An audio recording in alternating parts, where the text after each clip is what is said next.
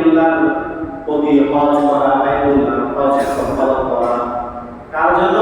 মান ইসতাতা ইলাইহি সাবিলা, যে ব্যক্তি সেই পথ চলতে সক্ষম, সে পর্যন্ত পৌঁছতে সক্ষম, তার জন্য জীবনে একবার অন্তত হজ সম্পাদন করা এটা ফরজ।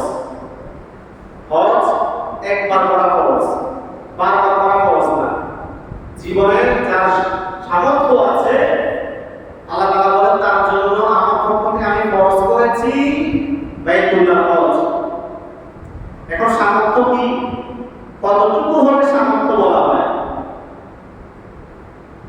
নবীজি বলেন সামর্থ্য বলতে ওই ব্যক্তি যার কাছে এই পরিমাণ সম্পদ আছে যে মক্কার সফর, হজের সফর, আসা যাওয়া এবং সেখানে যে গরিব থাকবে তার সেখানে থাকা খাওয়া এবং সেই যে লম্বা সময় পর্যন্ত বাড়ি থেকে অনুপস্থিত থাকবে ওই দিনগুলোর খাওয়ার খরচ বাড়িতে দিয়ে যেতে পারবে, এতটুকু সম্পদ তার আছে। তাহলে কতটুকু?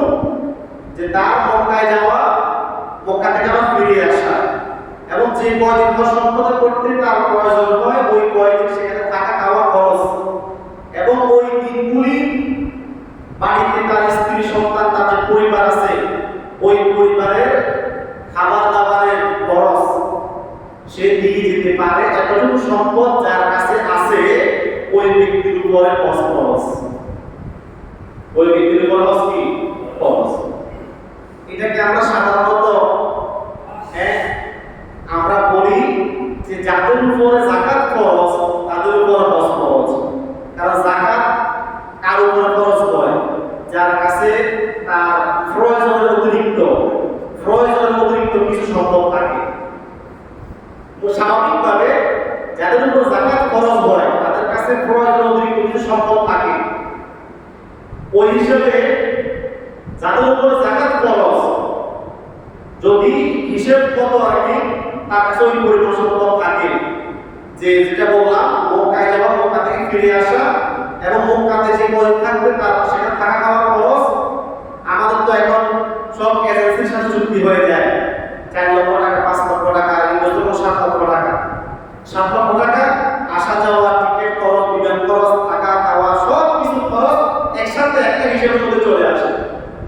তো 7 লক্ষ টাকা তার কাছে আছে এবং সেখানে 40 দিন যে সফর হবে ওই 40 দিন পর্যন্ত তার পরিবারের খরচ দিয়ে যাওয়ার মতো তার কাছে সামর্থ্য আছে।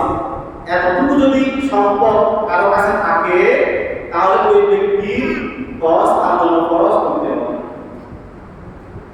এটা জমিও হতে পারে, এটা তার খামার আছে খামারও হতে পারে, অথবা তার ক্যাশ টাকা আছে সেটাও হতে পারে।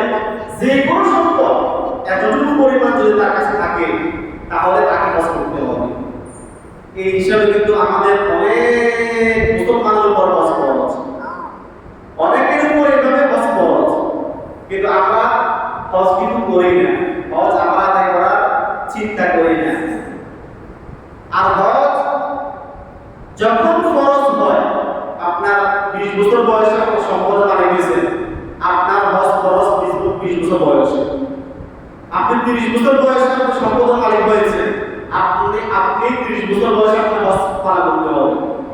তবে ফুকাহা কেরাম এটার অনুমতি দিয়েছেন যে কোনো ব্যক্তির 20 বছর বয়সে তার হজ খরচ হয়েছে, সে যদি 50 বছর বয়সে গিয়ে হজ পালন করে এই হজ আদায় হবে কিনা এই ব্যাপারে ফুকাহা কেরাম অনুমতি দিয়েছেন যে হ্যাঁ হজ পালন হবে। তবে সে যে লেট করলো, তাকিদ করলো, এই লেট করার কারণে, দেরি করার কারণে সে গুনাহগার হবে এবং এই অবস্থায় সে যদি মারা যায় তাহলে তার জিম্মাতে ফরজ হজ আদায় না করার গুনাহ থেকে যাবে। নাউজুবিল্লাহ, ফরজ হজ আদায় না করার গুনাহ থেকে যাবে।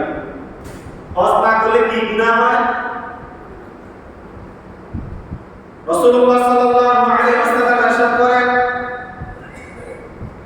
মান লাম ইয়াহুজ্জা, যে ব্যক্তি হজ আদায় করে না, অবশ্য তার উপর হজ খরচ হয়েছে। হয়েছে সে ব্যক্তি মাতা ইয়াহুদিয়া ওয়ালা নাসরানিয়া, সে ব্যক্তি ইহুদি হয়ে মারা যায়, আমার ওই উম্মত নাসারা হয়ে মারা যায়, বেদিন হয়ে মারা যায়, তার কোনো জিম্মাদারি আমার কাছে নাই। আমি নবীর কোনো দায়িত্ব জিম্মাদারি তার ব্যাপারে আমি রাখবো না।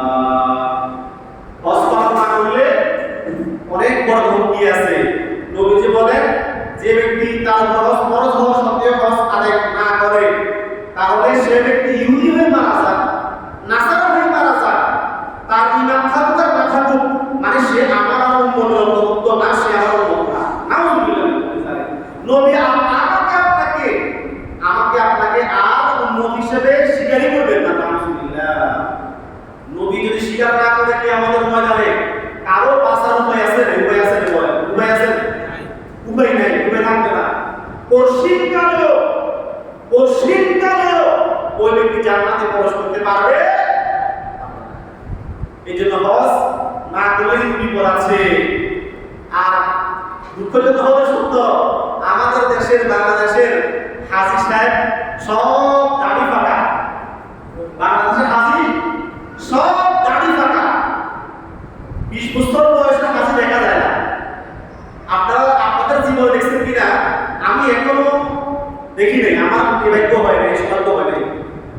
20 বছর বয়সের হাজী, 30 বছর বয়সের হাজী খুব কম, 40 বছর বয়সে ওই দাড়ি ফাঁকার জন্য অপেক্ষা করে। তো দাড়ি ফাঁকার অপেক্ষায় সে থাকে 50 বছর পার হোক, ছেলে মেয়ে বিবাহ দিয়ে তারপরে হজ করবো। এই ধরনের কথা আমাদের সমাজে আছে কিনা বলেন? তো ছেলে মেয়ে বিয়ে দেওয়ার পরে হজ করবো, এর আগে হজ করা যাবে না। এরকম ভ্রান্ত বিশ্বাস, উদ্ভট বিশ্বাস আমাদের সমাজে আছে। ঘরের মধ্যে উপযুক্ত মেয়ে আছে, মেয়ে বিয়ে দেওয়ার আগে আবার হজ কিসের? আপনার কথা বলেন, এই ধরনের বিশ্বাস আছে না আমাদের দেশে? মেয়ে বিয়ে দেওয়ার আগে হজ কিসের? আপনারা কে বলছেন মেয়ে বিয়ে দেওয়ার আগে হজ করা যাবে না? কে বলছে? মানে মন মতো একটা বানাই নিয়েছে, মন মতো একটা বানাই নিয়ে ওটাকে নিজের মধ্যে লাগান করতেছে। অথচ এটা না কোরআন সমর্থন করে, না হাদিস সমর্থন করে, না ওলামায়ে কেরাম এটাকে সমর্থন করে। মেয়ে বিয়ে দেওয়ার আগে কিসের হজ? আগে মেয়েটা বিয়ে দিই তারপর হজ। আর আপনার উপরে হজ যদি ফরজ হয়ে থাকে, আর আপনি যদি মেয়ে বিয়ে দেওয়ার জন্য অপেক্ষা করতে করতে কবরে চলে যান, আপনার অবস্থা কি হবে আপনি জানেন? আপনার অবস্থা কি হবে আপনি জানেন? আপনি মারা গেলে আপনার মেয়ের বিয়ে হবে না? হবে না? বাপ মারা গেছে, মেয়ের আগে বাপ মারা গেছে, এরকম মেয়ের বিয়ে এই সমাজে এই দেশে হয় না? হয় নাই? তা আপনি কিসের আফসোস করতেছেন, কিসের অপেক্ষা করতেছেন যে না মেয়ে বিয়ে দেওয়া আগে হজ করা যাবে না? হজ যখন ফরজ হয়েছে আপনাকে তখন করতে হবে। আপনার সামর্থ্য অর্জন হয়েছে 20 বছর বয়সে, আপনি 20 বছর বয়সে আপনি হজ করবেন। 30 বছর বয়সে আপনি সামর্থ্যবান হয়েছেন, 30 বছর বয়সে আপনি হজ করতে হবে, এটা আপনার ফরজ। আপনি যদি লেট করেন গুনাহগার হবেন, আর ওই অবস্থায় যদি মারা যান আপনার দায়িত্বে হজ থেকে যাবে। কিয়ামতের ময়দানে আপনি